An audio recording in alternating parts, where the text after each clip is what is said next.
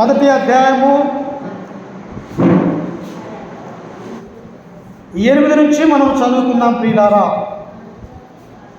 అప్పుడు యోసేపును ఎరుగని కొత్త రాజు ఐగుప్తును ఏలనారంభించెను. అతడు తన జనులతో ఇట్లనెను, ఇదిగో ఇశ్రాయేలు సంతతి అయిన ఈ జనము మనకంటే విస్తారముగా బలిష్టముగాను ఉన్నది. వారు విస్తరింపకుండానట్లు మనము వారి ఎడల కుయుక్తిగా జరిగించదము రండి. లేని ఎడల యుద్ధము కలుగునప్పుడు వారు కూడా మన శత్రువులతో చేరి మనకు విరోధముగా యుద్ధము చేసి ఈ దేశంలో నుండి వెళ్ళిపోదురేమో అని అనెను. ఇక్కడ గమనించినట్లయితే ప్రియులారా, అబ్రహాముకు దేవుడు వాగ్దానం చేశాడు, అయ్యా నేను చూపించే దేశానికి నీవు బయలుదేరి రావాలా, నేను చెప్పే మాటని వినాలా, నా ఆజ్ఞల ప్రకారము నడుచుకుంటే నీ 4వ తరం వచ్చేసి ఆ యొక్క పరలోక రాజ్యానికి సాదృశ్యమైనటువంటి కానాను దేశాన్ని వారికి అప్పగిస్తాను అని చెప్పేసి అబ్రహాముతో దేవుడు వాగ్దానం చేశాడు ప్రియులారా. ఆ తర్వాత అబ్రహాము సంతానం నుండి ఇస్సాకు నుండి యాకోబుతో పాటు తన అన్నయ్య అయినటువంటి ఏశావు. అయితే ఏశావు దేవుడి నుండి దూరం అయిపోయాడు, కానీ ఈ యొక్క యాకోబు ఏమైపోయాడంటే దేవుణ్ణి ప్రేమించేవాడుగా తయారైపోయాడు ప్రియులారా. ఎప్పుడైతే యాకోబును దేవుడు ప్రేమించాడో, తన యొక్క గర్భాన ఎంతమందిని దేవుడు ఆయనకు కుమారులు అనుగ్రహించాడంటే ప్రియులారా, 12 మంది కుమారులను, ఒక కుమార్తెను దేవుడు వారికి అనుగ్రహించాడు. వీళ్ళందరినీ ఓవరాల్గా బైబిల్లో ఏమంటూ ఉన్నారంటే, వీరు ఇశ్రాయేలు ప్రజలు, వీరు యూదులు లేక హెబ్రీలు అన్నటువంటి పదాలని ఈ బైబిల్లో వ్రాయబడి ఉన్నట్టుగా మనం చూస్తూ ఉన్నాం. అయితే ఈ యొక్క యాకోబుకు పుట్టినటువంటి యొక్క కుమారులు 11 మంది కలిసి ఏం చేశారంటే, తన చిన్న కుమారుడైన యోసేపును వీళ్ళు ఏం చేశారంటే ఇతరులకు అమ్మివేశారు ప్రియులారా.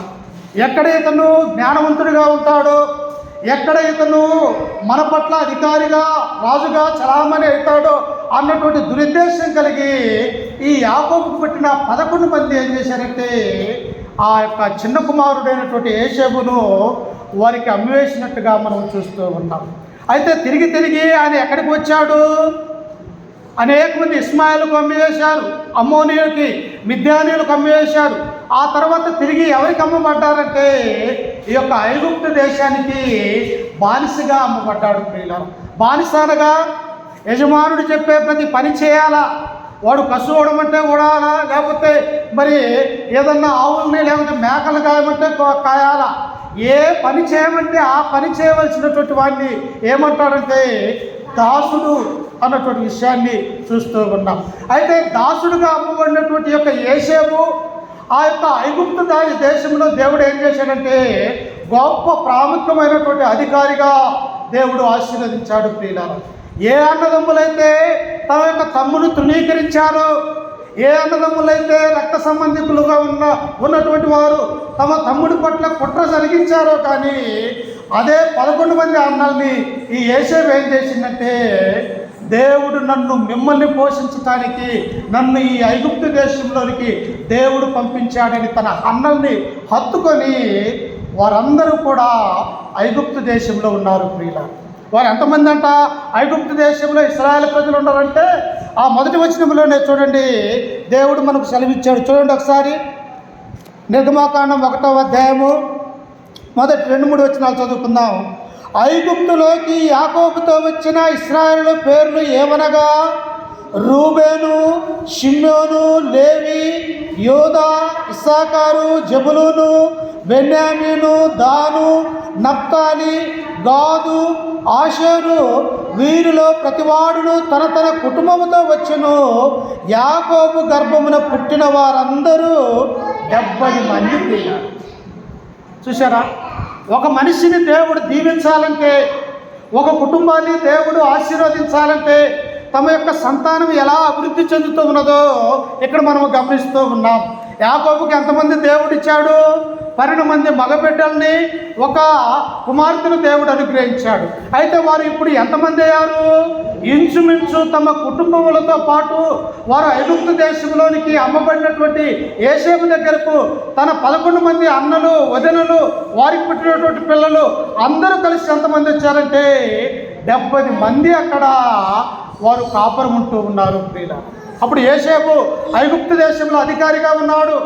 నా అన్నదమ్ములు, నా రక్త సంబంధికులు వారికి బ్రతకటానికి మంచి స్థలం కావాలని చెప్పేసి గోషాను అన్నటువంటి ఒక ప్రాంతాన్ని వాళ్ళకి అనుగ్రహించినప్పుడు ప్రియులారా, వీరందరినీ దేవుడు ఏం చేశాడంటే ఇప్పుడు ఇంచుమించు 6 లక్షల మందిని దేవుడు దీవించాడు ప్రియుల. ఎంతమంది వెళ్ళారు అక్కడికి?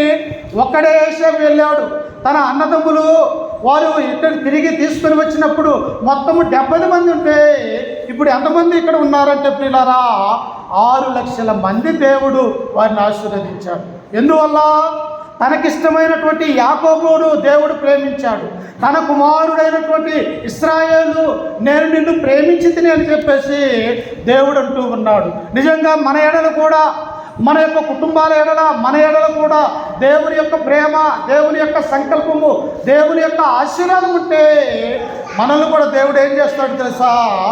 మనం ఈ లోకంలో మరణించినప్పటికీ కూడా మనకు పుట్టినటువంటి కుమారుల యొక్క సంతానాన్ని దేవుడు ఏం చేస్తాడంటే దినదినము కూడా విస్తరించి ఆశీర్వదించుతాడు.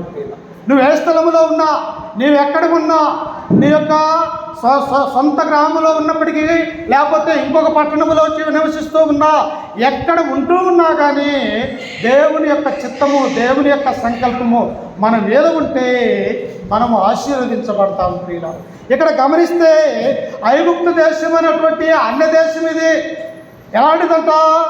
వారికి విగ్రహారాధికులుగా ఉన్నారు. ఇతని యొక్క రాజు ఎవరంటే ఫరో. ఫరో అంటే ఆ దేశానికే దేవుడిగా, రాజుగా పూజిస్తున్నటువంటి ఐగుప్తీయులు సకలమైనటువంటి దేవుడి కంటే కూడా ఫరోను పూజించేవారిగా ఉంటూ ఉన్నారు ఐగుప్తులు ప్రియులారా. కానీ ఇశ్రాయేలు ఏం చేస్తూ ఉన్నారు? ఏ దేవుని కూడా పూజించరు వాళ్ళు. భూమిని, ఆకాశాన్ని నిర్మించినటువంటి సర్వ సృష్టికి ఆది సంభూతుడైనటువంటి యెహోవా పట్లనే వారు దేవుని యందు విధేయత కలిగి ఉంటారు. కానీ లోకంలో ఉన్నటువంటి ఏ దేవతను, దేవుణ్ణి ఇశ్రాయేలు ప్రజలు పూజించకుండా ఆ ఐగుప్తులో ఉంటున్నట్టుగా మనం చూస్తూ ఉన్నాం. అప్పుడు ఏం చేశారంటే ఈ యొక్క ఐగుప్తు రాజు, అయ్యో మన మధ్యలో ఒక్కడిగా వచ్చినటువంటి యోసేపు తన అన్నదమ్ములు 70 మంది ఉంటారే, అయితే ఈనాడు వాళ్ళు కొన్ని లక్షల మంది అయ్యారు. ఒకవేళ ఎవరైనా అన్య రాజులైనటువంటి వారు మన మీదకి యుద్ధానికి వచ్చినట్టయితే వాళ్ళతో పాటు వీళ్ళు కలుసుకొని మన మీద యుద్ధం చేసి మన సొమ్ము, మన యొక్క బంగారం, వెండి ఎక్కడ తీసుకొని వెళ్ళిపోతారో అని చెప్పేసి ఈ ఫరో ఏం చేశాడంటే ప్రియులారా, ఇశ్రాయేలు ఎడల కుయుక్తిగా నడుచుకుందాం. ఎలా కుయుక్తి అంటో చూడండి ఒకసారి. ఈ ఫరో రాజు ఇశ్రాయేలీయుల్లో ఎలాంటి కుయుక్తి పన్ని ఉన్నాడు? 11వ వచనం చదువుకుందాం. కాబట్టి వారి మీద పెట్టిన భారములలో వారిని శ్రమ పెట్టుటకు వెట్టి పనులు చేయించు అధికారులను వారి మీద నియమింపగా వారు ఫరో కొరకు ధాన్యాదులను నిల్వ చేయు పితోము, రామశేషను పట్టణములు కట్టిరి. ఈ ఫరో ఏం చేస్తూ ఉన్నారంటే వీరిని ఇంటికాడ ఉంచితే వీరు సుఖ సంతోషాలతో జీవిస్తూ ఉన్నారు. వీరి యొక్క సంతానము దినదినము ఆశీర్వదించబడుతూ ఉన్నది. మా యొక్క సంతానమేమో తరిగిపోతూ ఉన్నది కనుక ఈ ఇశ్రాయేలు ప్రజలకి ఎత్తుదైనా కానీ ఒక పనులు చేయించాలని చెప్పేసి ఆ ధాన్యాలు నిల్వ చేయటానికి ఏం చేశారంటే పీతోము, రామశేష అనేటువంటి ఒక గొప్ప పట్టణాలను కట్టించారు ప్రియులు. ఒక ఇల్లు కట్టించాలంటేనే సంవత్సరాలు పడుతూ ఉన్నది. అలాంటిది ఒక పట్టణము కట్టాలంటే ఎన్ని నెలలు పట్టొచ్చు, ఎన్ని సంవత్సరాలు పట్టొచ్చు.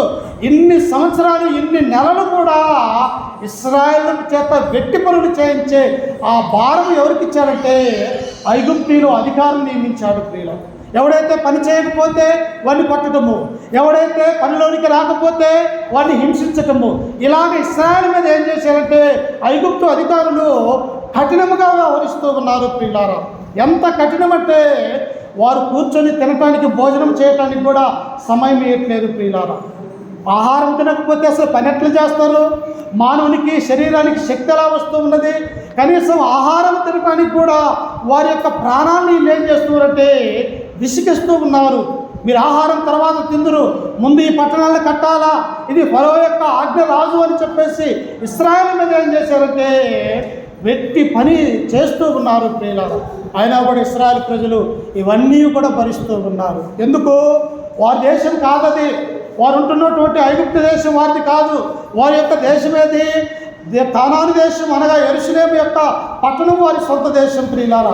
అయితే ఇంటి పనులు చేస్తూ ఉన్నప్పటికీ కూడా చూడండి ఏం చేశాడు. కింద వచనంలో 12వ వచనము, ఆయనను ఐగుప్తీయులు వారిని శ్రమ పెట్టిన కొలది వారు విస్తరించి ప్రబలిన కనుక వారు ఇశ్రాయేలు ఎడల అసహ్యపడిరే.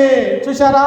మనం కూడా మన యొక్క ఆలోచనలలో కొన్ని సమయాలలో మన యొక్క హృదయాలలో అరే వీడేంటి ఇంత అభివృద్ధి చెందుతూ ఉన్నాడు, మనమేంటి రోజు రోజుకు దిగజారిపోతూ ఉన్నామన్న ఆలోచన ఈనాడు అనేక మంది మానవులకు కలిగి ఉండవచ్చు. కానీ ఈ వెట్టి చాకిరి చేయిస్తున్నటువంటి యొక్క ఐగుప్తీయులు ఇశ్రాయేలు ప్రజల మీద ఏం చేశారంటే ఇంకా పని భారాన్ని ఎక్కువగా పెట్టారు ప్రియులారా. వారు ఎంత ఎక్కువ పని పెడితే దేవుడు ఏం చేస్తూ ఉన్నట్టే అంత ఎక్కువగా ఆశీర్వదించుతూ ఉన్నాడు. ఇప్పుడు ఒక కీర్తి ఫరో పన్నాడు. ఏం పన్నాడంటే చూడండి కింద వచనంలో ఆయన 13వ వచనం చదువుకుందాము. ఇశ్రాయేలీయుల చేత ఐగుప్తీయులు కఠినముగా సేవ చేయించుకుని వారు ఇశ్రాయేలీయుల చేత చేయించుకున్న ప్రతి పనియు కఠినముగా ఉండెను. వారు జిగట మట్టి పనిలోను ఇటుకల పనిలోను పొలము చేయు ప్రతి పనిలోను కఠిన సేవ చేయించి వారి ప్రాణములను విసిగించిరి. ఇటుకలు తెస్తూ ఉన్నారు ప్రియులారా. ఇటుకలు ఎలాగ తయారైతే ఒక జిగటమను తీసుకోవాలా. ఆ జిగటమనును ఈనాడన్నా వాటిని తొక్కటానికి ట్రాక్టర్లు ఉన్నవి, కానీ ఆనాడు ఏమీ లేవు కూడా. మనుషులే ఆ జిగటమనులో నీళ్లు పోసి అలాగనే ఒడ్లు ఉన్నటువంటి ఆ పొట్టును దాంట్లో పోసి తొక్కుతూ దాన్ని మంచి జిగటగా చేసి దాన్ని ఇటుకగా మార్చే ప్రక్రియ ఎప్పుడో కొన్ని వేల సంవత్సరాల క్రితమే ఉన్నది ప్రియులారా. ఈ యొక్క మట్టిని చేసేది వారు ఇటుకలు చేసేది. ఆ ఇటుక కాల్చడానికి ఏమి ఉపయోగించారంటే మంచి గడ్డిని ఉపయోగించేవాళ్ళు ప్రియులారా. గడ్డి ఎక్కడ దొరుకుతూ ఉన్నది? అడవికి వెళ్ళాలా, కొండకు వెళ్ళాలా, కొండగడ్డి తీసుకొని రావాలా. ఆ గడ్డిని తీసుకొని వచ్చి ఈ మట్టి అయినటువంటి ఇటుకల్ని కాల్చివేసిన తర్వాత ఇట్టి కఠినమైనటువంటి పని ఇశ్రాయేలు మీద పెట్టారు ప్రియులారా. వాళ్ళేమో పని చేయట్లేదు, ఇశ్రాయేలు మీదనేమో పని పెడుతూ ఉన్నారు. వీరి యొక్క ప్రాణాలు ఏమైపోతున్నాయంటే అసలు మేము ఎందుకు బ్రతుకుతూ ఉన్నాము దేవా, మా బ్రతుకు అర్థం ఏమిటి, ఈ కష్టమైనటువంటి పని మేము చేయలేకపోతున్నామని ఇంటికి వెళ్ళిన తర్వాత వారు ఏడుస్తూ మూలుగుతూ ఉన్నట్టుగా మనం చూస్తూ ఉన్నాం ప్రియులా. నిజంగా మన యొక్క జీవితాలలో కూడా మనం ఎంతవరకు మన యొక్క శరీరం సహకరించగలదు? 1 రోజు 2 రోజులైతే పని చేయగలం. అలాగనే తెల్లవారులు కూడా పని చేయాలంటే మానవుని యొక్క శరీరం తట్టుకోలేదు ప్రియులా. అలిసిపోతాము, సొలసిపోతాము, భౌతిక సంబంధమైనటువంటి అనారోగ్యం వచ్చి మనం మరణం వరకు కూడా వెళ్ళిపోయేవారిగా ఉంటూ ఉన్నాం. అయితే ఇశ్రాయేలు ప్రజలు అంటూ ఉన్నారయ్యా, ఇట్టి శ్రమ, ఇట్టి వేదన, ఇట్టి పని మా మీద ఎలా పెట్టావా అని చెప్పేసి అప్పుడు దేవుడి కొరకు వాళ్ళు ప్రార్థిస్తూ ఉన్నారు ప్రియులారా. ఎప్పుడు మనకు ప్రార్థన దేవుని యొక్క సన్నిధి జ్ఞాపకం వస్తుందంటే మనకు బాధ కలిగినప్పుడు, మన కుటుంబంలో వేదన కలిగినప్పుడు, మనకు భౌతికమైనటువంటి అనారోగ్యం కలిగినప్పుడు, మనకు శ్రమ కలిగినప్పుడు మనము దేవుని యొద్దకు వస్తామన్నటువంటి విషయాన్ని ఇక్కడ చూస్తూ ఉన్నాం. అలాగనే చూడండి కింద వచనంలో చదువుతుంటే వాళ్ళు కూడా ఏం చేస్తూ ఉన్నారో చూడండి ఒకసారి. మరియు ఐగుప్తు రాజు సిప్రా, పూయా అను హెబ్రీయుల మంత్రసానులతో మాట్లాడి, మీరు హెబ్రీ స్త్రీలకు మంత్రసాని పని చేయొచ్చు, వారి కాన్పుల పీటల మీద చూసినప్పుడు మగవాడైన ఎడల వాడిని చంపుడి, ఆడదైన ఎడల దాని బ్రతకనీయుడని వారితో చెప్పాను. చూశారా పిల్లరా ఎలాంటి కుట్రపడుతూ ఉన్నట ఈ యొక్క ఐగుప్తు రాజు? ఏ ఇశ్రాయేలు యొక్క ప్రజలైతే ఉన్నారో వారి యొక్క స్త్రీలు గర్భవతులుగా ఉంటూ ఉన్నప్పుడు, వారికి 9వ నెల కాన్పోతూ ఉన్నప్పుడు మీరు మంత్రసానులుగా ఉన్నారు. ఈనాడు డాక్టర్లు ఉండేవారు, కానీ ఆనాడు ఎవరు కాన్పు చేసేవారో తెలుసా? మంత్రసానులుగా ఉన్నటువంటి వారు. ఆ మంత్రసానులకు ఈ యొక్క ఐగుప్తు రాజు ఏం చెప్పాడు? వారు కాన్పోయినమ్మిటే వారికి మగబిడ్డ పుట్టినట్టయితే వారిని చంపివేయడి, ఆడబిడ్డ పుట్టినట్టయితే వారిని బ్రతకనీయడి అన్నారు. ఎందుకు ఆ మాట అన్నాడంటే ప్రియులారా, ఎక్కడ మగపిల్లలు ఎక్కువైతే నా దేశం మీదకి యుద్ధానికి వచ్చి మమ్మల్ని హింసిస్తారన్నటువంటి ఒక కుయుక్తి కలిగినట్టుగా ఐగుప్తు రాజును మనం చూస్తూ ఉన్నాం. అదే మరి ఆడబిడ్డ అయితే ఆమె యుద్ధం చేయలేదు, కత్తి పట్టలేదు, ఇతరుల మీదకి రాలేనటువంటి స్థితిలో ఉంటుంది కనుక ఆడపిల్లలనేమో బ్రతకనీయండి, మగబిడ్డల్ని చంపమని ఆజ్ఞయించారు. ఎంతో దుర్మార్గం ప్రియులారా. అందుకే ఒకసారి ఎంతమందిని చంపి ఉండొచ్చు ఆయన. అందుకే చూడండి ఒకసారి ఇర్మియా ప్రవక్త దీని విషయమే మాట్లాడుతూ ఉన్నాడు. చూడండి ఒకసారి ఇర్మియా గ్రంథము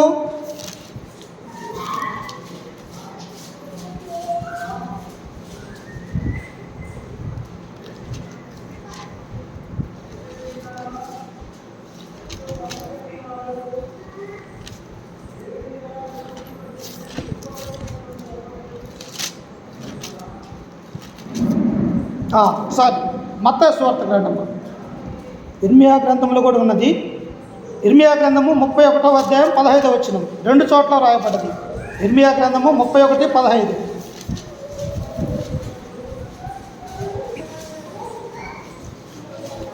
యెహోవా ఇలాగు సెలవిచ్చుచున్నాడు, ఆలకించుడి.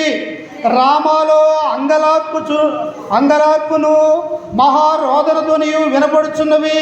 రాహేలు తన పిల్లలను గుర్చి ఏడ్చుచున్నది. ఆమె పిల్లలు లేకపోయినందున ఆమె వారిని గూర్చి ఓదార్పు పొంద నల్లకున్నది. చూశారు ప్రియులారా, మగబిడ్డలను చంపివేయమని ఆజ్ఞయించాడు. ఆ ఐగుప్తు రాజ్యంలో ఈ యొక్క ఇశ్రాయేలు ఉన్నటువంటి ఆ తల్లులు ఏం చేస్తూ ఉన్నారంటే, అయ్యో పుట్టినెమ్మిటే నా యొక్క కుమారుణ్ణి చంపివేస్తూ ఉన్నారే అని చెప్పేసి అక్కడ ఉన్నటువంటి స్త్రీలందరూ కూడా ఏం చేస్తూ ఉన్నారంటే ఏడుస్తూ ఉన్నారు, కన్నీరు కారుస్తూ ఉన్నారు. అందుకని ఇక్కడ ప్రవక్త అయినటువంటి ఇర్మియా అంటూ ఉన్నాడు, రామాలో అంగలార్పును మహారోదన ధ్వనియు వినపడుచున్నది. రోధిస్తూ ఉన్నారు, అయ్యో 9 నెలలు నా యొక్క గర్భాన్ని నేను మోసి దేవుడు నాకు ఒక మగపిల్లను అనుగ్రహిస్తే ఈ యొక్క ఐగుప్తు రాజు చంపుతున్నాడే అని చెప్పేసి ఆ తల్లి ఆ కడుపు కోత మొత్తం ఏడ్చేవారిగా ఉంటూ ఉన్నారు. అలా తీపరా ఏనమ్మా, చాలా మంచి సబ్జెక్ట్. ఏమంటున్నాడంటే ఏడుస్తూ ఉన్నారు ప్రియులారా. నిజంగా మన యొక్క గర్భాలు కూడా దేవుడు మనకు పిల్లలు ఇచ్చినప్పుడు వారికి చిన్న అనారోగ్యం కలిగితే మన యొక్క తల్లిగా స్త్రీలుగా మన యొక్క హృదయం తల్లడిల్లిపోతూ ఉన్నది ప్రియులారా. అట్టిది మరి వారి యొక్క మగబిడ్డలను చంపివేస్తూ ఉన్నప్పుడు ఆ తల్లుల యొక్క రోదన ఎలా ఉంటుందో ఒకసారి మనం అర్థం చేసుకోవాలి. ఇంకా ఏమంటూ ఉన్నాడో చూడండి కింద వచనములో, రాహేలు తన పిల్లలను గుర్చి ఏడ్చుచున్నది. ఆమె పిల్లలు లేకపోయినందున ఆమె వారిని గూర్చి ఓదార్పు పొందనొల్లకున్నది. ఎంత ఓదార్స్తేమి? చనిపోయినటువంటి బిడ్డ తిరిగి వస్తాడా? లేకపోతే చనిపోయినటువంటి వ్యక్తి తిరిగి రప్పించగలమా? రాలేవు ప్రియులారా. కానీ యొక్క ఐగుప్తు రాజు ఇశ్రాయేలు ఎడల ఎలాంటి కుయుక్తి పొందుతూ ఉన్నదంటే, మగబిడ్డ అయిన ఎడల వారిని అక్కడే చంపివేది, ఆడపిల్ల అయిన ఎడల ఆమెను బ్రతకనీయుడు అని ఈ ఐగుప్తు రాజు హెబ్రీ మంత్రసానులకు చెప్పాడు ప్రియులారా. ఇప్పుడు ఈ యొక్క ఎలాంటివైనటువంటి ఘోరమైనటువంటి సంగతిని ఈ ఓదార్పు నల్లనైనటువంటి రాహేలు బిడ్డలు ఎవరనగా మరి యాకోబు సంతతి వారైనటువంటి వీరికి ఇప్పుడు దేవుడే కలుగజేసుకోవాలి ప్రియులారా. మానవులుగా ఉన్నటువంటి ఏ రాజు కూడా కలుగజేసుకున్నా అక్కడ వారి చనిపోయినటువంటి వారిని ఆపలేరు. ఇప్పుడు దేవుడే స్వయంగా వారి ఎడల జాలిపడేవాడిగా ఉంటూ ఉన్నాడు. అందుకే చూడండి, అదే నిర్గమాకాండం ఒకసారి వారు ఎలా ఏడుస్తున్నారో చూడండి ఒకసారి. నిర్గమాకాండము వారు ఎలా ఏడుస్తూ ఉన్నారో ఒకసారి మనము చూద్దాం ప్రియులారా.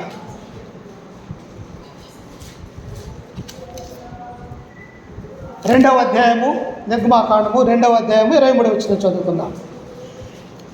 అలాగున అనేక దినములు జరిగిన మీదట ఐగుప్తు రాజు చనిపోయెను. ఇశ్రాయేలీయులు తాము చేయుచున్న వెట్టి పనులను బట్టి నిట్టూర్పులు విడుచుచు మొరపెట్టగా, తమ వెట్టి పనులను బట్టి వారు పెట్టిన మొర దేవుని యొద్దకు చేరెను. కాగా దేవుడు వారి మూలుగును విని. చూశారు ప్రియులారా, మనిషికి మనిషి సహాయం లేనటువంటి స్థితి ప్రియులారా. అలాంటిది వారి వెట్టి పనులలో వారు తెల్లవారుజాములు నైటు అంతా కూడా ఏడుస్తూ కన్నీరు కారుస్తూ, మా చేతులు ఇలా అయిపోయినాయి, ఇటుకల పని చేసి మట్టి పని చేసి మా యొక్క శరీరం ఇలా నలగొట్టబడదని చెప్పేసి వారు ఏడుస్తూ కన్నీరు కారుస్తూ వారు దేవునికి మొరపెట్టినట్టుగా మనం చూస్తూ ఉన్నాం. ప్రియులారా, ఎవరు మన మొర ఆలకిస్తాడంటే నిన్ను నన్ను నిర్మించినటువంటి దేవుడు మాత్రమే మొర ఆలకిస్తాడు. కానీ మన బంధువులు, మన రక్త సంబంధికులు, మన తోబుట్టువులు ఎవరు కూడా మనల్ని ఆదరించరు ప్రియులారా. అందుకనే దేవుడు అంటాడు, ఒక తల్లి వారిని ఆదరించినట్టు నేను ఆదరిస్తాను అని దేవుడు అంటూ ఉన్నాడు. ఒక తల్లి ఎలాగైతే తన కుమారుడు ఎలాంటి వాడైనా, అతను మంచివాడైనా అవిటివాడైనా లేకపోతే పనికి వాడినవాడైనా ఎలాంటి వాడైనా ఆ తల్లికి ప్రేమ ఉంటుంది, కానీ ఇతరులకు ప్రేమ ఉంటుందమ్మా? ఎవరికి కూడా ఉండదు. ఎందుకు? తన గర్భాన దేవుడు పుట్టాడు కాబట్టి, తన గర్భాన దేవుడిచ్చినటువంటి కుమారుడు కుమార్తె కాబట్టి ఆ తల్లికి మాత్రమే ఉంటుంది. అందుకనే దేవుడు అంటూ ఉన్నాడు, ఒకని తల్లి వాడిని ఆదరించినట్టు నేను మిమ్మల్ని ఆదరించేదనంటున్నాడు. ఈ వెట్టి పని చేస్తున్నటువంటి యొక్క ఈ మూలుగులు ఎవరున్నారు? ఈ యొక్క బాధలు ఎవరున్నారు? అందుకనే దేవుడు అంటాడు, అడుగుడి మీకు ఇవ్వబడును, వెలుగుడి దొరుకుదును, తట్టుడి తలుపు తీస్తుంది. ఇశ్రాయేలు ప్రజలు ఇప్పుడు అడిగి ఉన్నారు, దేవా ఈ పనులలో నుంచి, ఈ బాధలలో నుంచి, ఈ రోదనలలో నుంచి మమ్మల్ని విడిపించు అని చెప్పేసి ఎప్పుడైతే ఆ దేవునికి మొరపెట్టుకున్నారో ప్రియులారా, ఇప్పుడు దేవుడు ఏం చేశాడంట? అదిగో కింద వచ్చిన చూడండి, ఏమంటాడు?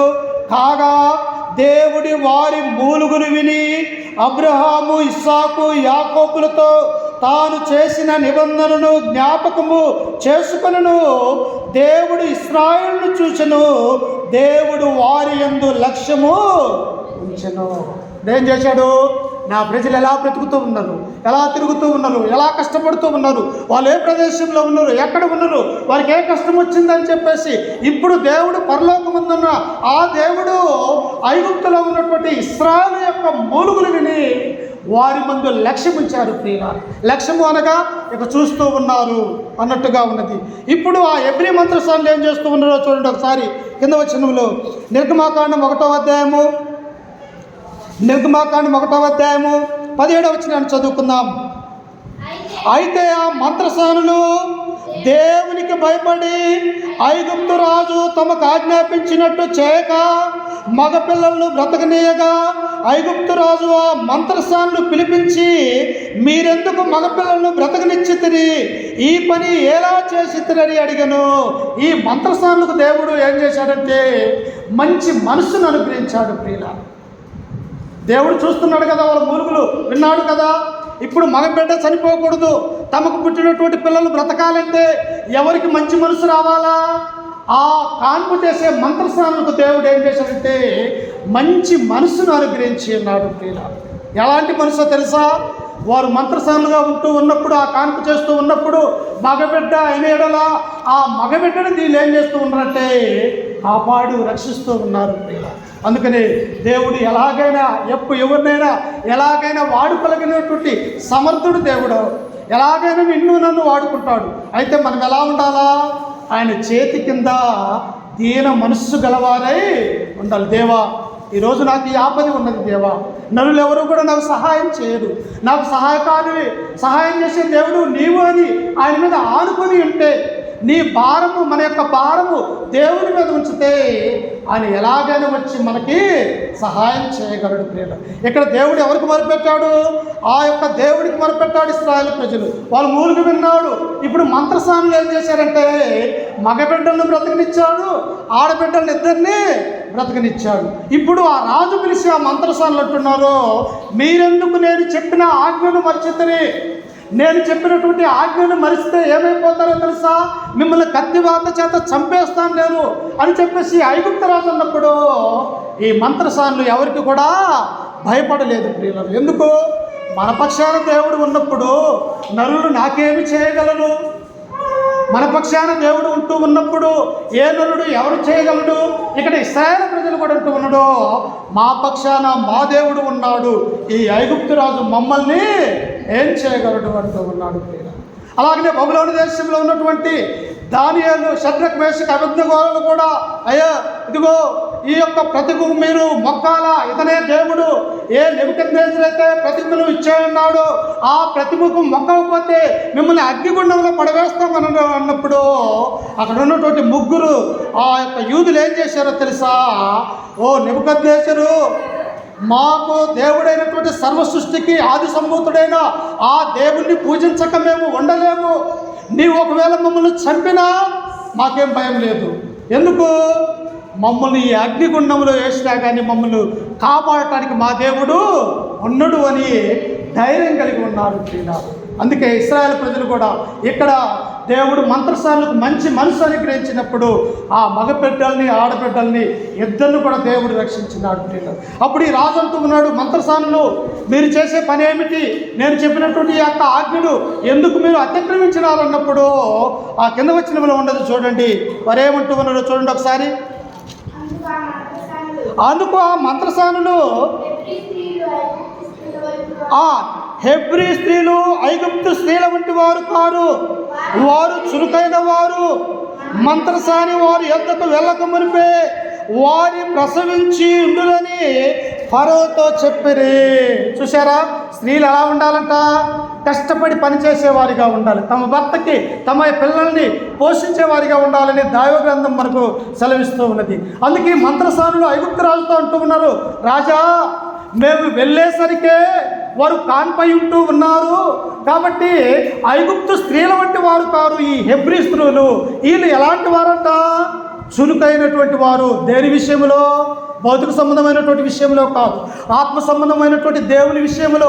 ఉదయం లేచిన దగ్గర నుంచి తమ భర్తకు పనికి వెళ్తూ ఉన్నప్పుడు ఆహారం సిద్ధపరిచేవారు, తమ పిల్లల్ని మరి అనేక విషయాలలో దేవుని యొక్క జ్ఞానాన్ని నేర్పించేవారిగా ఉంటూ ఉన్నారు.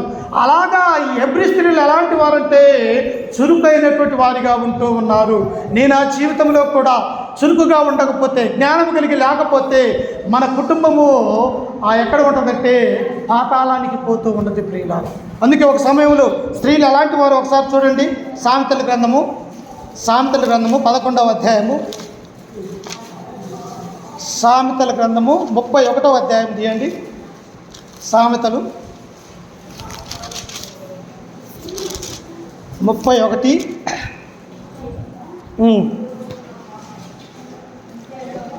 స్త్రీలు ఎలాంటి వారు ఒకసారి చూద్దాం.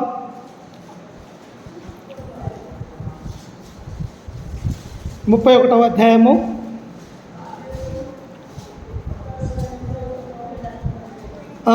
10వ వచనం నుంచి చదువుకుందాం. గుణవతి అయిన భార్య దొరుకుటారుదు, అట్టిది ముత్యము కంటే అమూల్యమైనది. ఆమె పెనిమిటి ఆమె యందు నమ్మకించును, అతని లాభ ప్రాప్తికి వెళితే కలగదు. ఎలాంటిదంట స్త్రీ? గుణవతి అయినటువంటి భార్య దొరుకుటారుదు, అట్టిది ముత్యము కంటే అమూల్యమైనది. ప్రియులారా, స్త్రీని దేవుడు ఎలా పోల్చాడో తెలుసా? ముత్యము కంటే, వజ్రం కంటే, బంగారం కంటే కూడా స్త్రీ ఎలాంటిదంటే అమూల్యమైనది. ఎందుకు అమూల్యమైనది? ఈ లోకములోనికి నేను నువ్వు అందరము రావటానికి దేవుడు ఏర్పరచుకున్నటువంటి ఒక గొప్ప తల్లి ఎవరు అంటే ప్రియులారా, స్త్రీ అన్నటువంటి విషయాన్ని దేవుడు చెప్పాడు. అందుకే కింద వచనంలో ఏమని ఉన్నది? ఆమె తాను బ్రతుకు దినములన్నీ అతనికి మేలు చేయను కానీ కీడేమియో చేయదు. ఏం చేస్తుందంట? భార్య తమ భర్తలకి, లేకపోతే తల్లి తమ బిడ్డలకి ఏం చేస్తుందంట? ఆమె బ్రతుకు దినములన్నీ కూడా కుటుంబాన్నే పోషించుకొని కుటుంబం మేలు కొరకే బ్రతుకుతుంది కానీ కీడు కొరకు బ్రతకబట్టలేదు. అక్కడ హెబ్రీ స్త్రీలు కూడా ఎలా ఉన్నారంట? వారు ఐగుప్తు స్త్రీల వంటి వారు కారు, వారు హెబ్రీ స్త్రీలు చురుకైనటువంటి వారిగా ఇక్కడ మనం చూస్తాం. చురుకుగా అంటే అన్ని విషయములలో, విశ్వాస విషయంలో, దేవుణ్ణి ఆరాధించే విషయంలో, భర్తకు లోబడే విషయంలో, తమ పిల్లల్ని జ్ఞానముగా పెంచే విషయంలో వారు చురుకుగా ఉంటున్నట్టుగా మనం చూస్తూ ఉన్నాం. అందుకే కింద వచనములో అంటాడు చూడండి, ఆమె ఎలా ఉంటుందంట? 15వ వచనం చూడండి ఒకసారి. ఆమె చీకటితోనే లేచి తన ఇంటి వారికి భోజనము సిద్ధపరచును, తన పనికత్తెలకు భత్తము ఏర్పరచును. ఆమె పొలమును చూసి దానిని తీసుకొనును, తాము కూడబెట్టిన ద్రవ్యం పెట్టి ద్రాక్ష తోట ఒకటి నాటించును. తెలివి కలిగినటువంటి స్త్రీ తన యొక్క కుటుంబాన్ని ఎలా కట్టుకుంటుందంటే తమ పిల్లల్ని, తమ భర్తల్ని, తన తోటి పనివారిని, తన దాసుల్ని అన్ని విషయాలలో కూడా ఎలా ఉంటుందంటే చురుకుగా ఉంటే స్త్రీగా ఉంటుంది. అందుకని ఇక్కడ సొలొమోను తల్లి మాట్లాడుతున్న ఈ మాటలు తన కుమారుడికి ఏం తెలవిస్తూ ఉండదో తెలుసా? సొలొమోను రాజు అయినప్పటికీ కూడా, రాజ్య పరిపాలన చేస్తూ ఉన్నప్పటికీ కూడా, అనేక మంది మంత్రులు, అనేక మంది అధికారులు అక్కడ ఉంటూ ఉన్నప్పటికీ కూడా ఆ రాజుకు తన తల్లి బెత్షెబా ఏమంటూ ఉన్నదంటే ఆ 31వ అధ్యాయం మొదటి వచనం అంటాడు చూడండి. రాజైన లెమియాలు మాటలు అతని తల్లి అతనికి ఉపదేశించిన దేవోక్తి, నా కుమారుడా నేనేమందును, నేను కన్న కుమారుడా నేనేమందును, నా మ్రొక్కులు మ్రొక్కి కనిన కుమారుడా నేనేమందును, నా కుమారుడా. ఈ లోకం అనేది అపవాది చేతిలో ఉన్నది. ఈ లోకానికి తండ్రి ఎవడంటే అపవాది. అతడు నిన్ను నన్ను అందరినీ కూడా పడవేయగల సమర్థుడు కనుక అతనికి మీరు లోబడకుండా నేను చెప్పే దేవుని యొక్క మాటలను వినమని ఒక తల్లి ఒక రాజుకు బోధిస్తూ ఉన్నది ప్రియులారా. అందుకే అక్కడ ఏమని ఉన్నదంటే హెబ్రీ స్త్రీలు ఎలాంటి వారంట? చురుకైనటువంటి వారు. చురుకుగా అంటే దేని విషయంలో? అన్ని విషయంలో చురుకైనటువంటి పాత్ర పోషించే వారిగా ఉంటూ ఉన్నారు ప్రియులారా.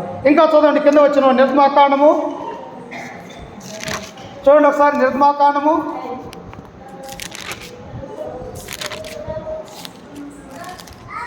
అదే మొదటి అధ్యాయము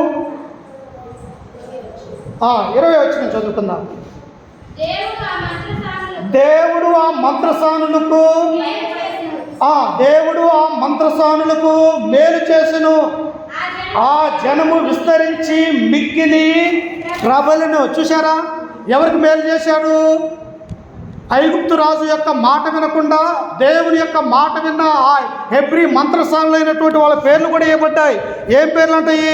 షిప్రా, పూయ అనేటువంటి 2 మంత్రసానులు ఉంటే వారు ఐగుప్తు రాజుకు లోబడక దేవుని యొక్క మాటలకు లోబడి హెబ్రీ స్త్రీలకు పుట్టినటువంటి ఆ మగబిడ్డల్ని బ్రతకనిచ్చినందుకు ఇప్పుడు దేవుడు ఏం చేశాడట?